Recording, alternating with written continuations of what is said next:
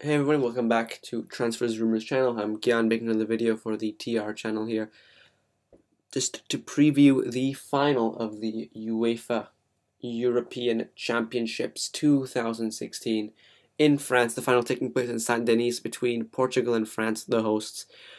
And I want to start off by saying that in tournament football, it's not always the best team that gets to the final, it's always the best team that wins. And when you rely so much on knockout competition, especially with the third place rule.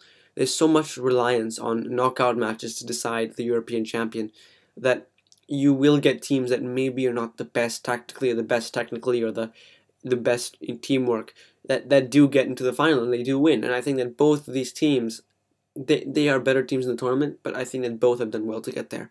But they're better teams in the tournament than both of these two.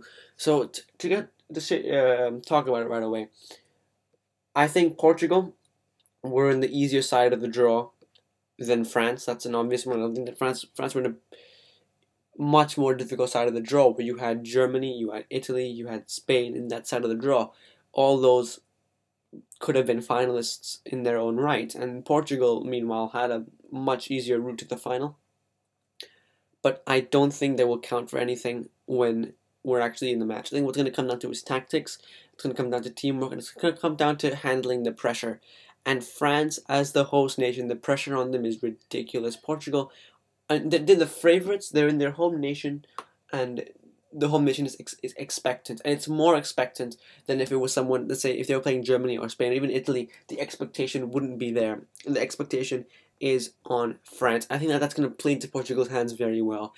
People are saying France are the red-hot favorites to win this game. I disagree. I think both teams have shown they are not perfect. Both teams can win. And I think that Portugal will benefit from people underestimating them massively.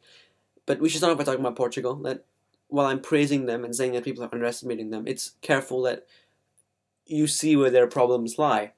And I think that their defense has been pretty decent since they bought in Fonte. I mean, if Pepe can be fit, that would be huge. Bruno Alves came in and did an okay job. If Pepe can be fit for the final, that would be absolutely fantastic. And the thing about Portugal is that they have the talent there. It's not just Ronaldo. You've got talented players like Renato Sanchez, Andre Gomes, William Carvalho. You've got Quaresma, Nani. You've got Pepe. You've got talent in that squad, and I think that the problem with their play is that there's no solid game plan. It's discontinuous, and I think that many people would think with a Portugal team, with a team that is like this, where there is the one standout star, people think that if we mark that standout star, the game will stop. Portugal will lose if we mark Ronaldo. And that should not be true. Because if this Portugal squad was run correctly and by the manager, then I think that this Portugal squad could do well even if Ronaldo's game is completely stifled. The reason that this Portugal squad will not be able to operate if Ronaldo is stifled by the French defense is that Ronaldo, he's not required to be the center of attention in this team. There are enough players in this team that can take the game to France. There are enough players in this team that can be made the center of attention. But Ronaldo demands himself to be the main man. Ronaldo demands the other team around him to make sure he is the one that wins the game. And I think that is disgraceful. And I think that if that is true, and if Ronaldo continues to insist on forcing his teammates to make him the star, then Portugal are writing their own death sentence. I think that if Ronaldo can accept that he will be put out of the game, and that this must crucially be a stage for the other players to step up and come out of the shadow of Ronaldo, and beat the French defense. Like someone that the French defense would not think is going to be a match winner, comes up with a match-winning performance and wins the game. That's the only way Portugal is going to win. And it has been said throughout the tournament, the only way Portugal will win is if they stop relying on Ronaldo. And the most stupid thing about their reliance on Ronaldo is the fact that they don't even need to rely on Ronaldo. There is enough talent in that squad to not rely on one player, yet that one player that is being relied on demands it. And I think that the difference between Wales and Portugal is when Bale's had a bad day, Bale has been able to say, alright, I'm not having a good game. The rest of you guys pick up the mantle and win the game. If Ronaldo's having a bad day, that will never happen. Ronaldo will refuse to pass the torch to his teammate to win the game. And that is going to be Portugal's downfall unless Ronaldo can stop it.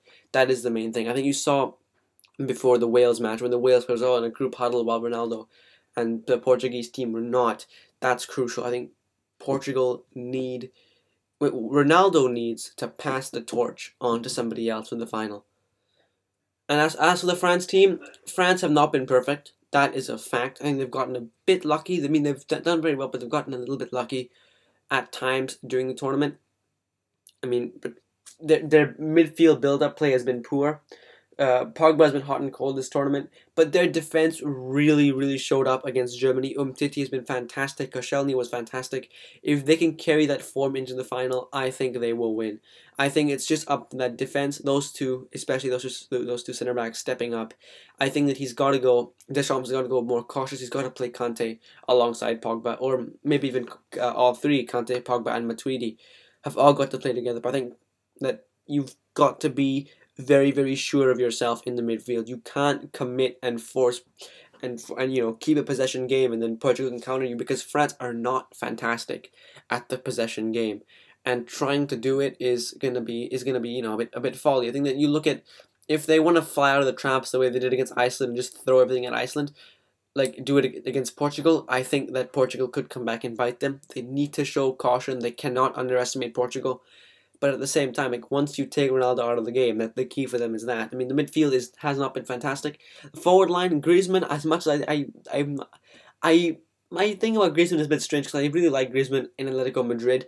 I haven't liked him during this tournament. I think that I haven't liked him during this entire tournament. I can't put my finger on it. I just haven't liked him during this tournament. But he has been fantastic, admittedly. But you cannot, once again, France cannot expect Griezmann to be the man to win the tournament. I don't think that Griezmann is what they make him out to be. Griezmann is a fantastic player, but he's not a Ballon d'Or winner. He's not a legend yet. I mean, I think France need to understand Griezmann is not on this elevated pedestal that they think he's on. I think that other players have to step up. I think you've got to play Kingsley Coman. You've got to use the width, and you've got to cross into Giroud. You've got to make that defense feel uncomfortable. I don't think if France can make the Portuguese defense feel uncomfortable with a slow passing possession game, hoping for Griezmann to beat a couple of players and have a shot, or hoping for Pogba to have a long shot. I think you've got to make that Portuguese defense uncomfortable early on by using Giroud as a target man, using the width and getting the crosses in. That's what they should have been doing all tournament, and they didn't do it.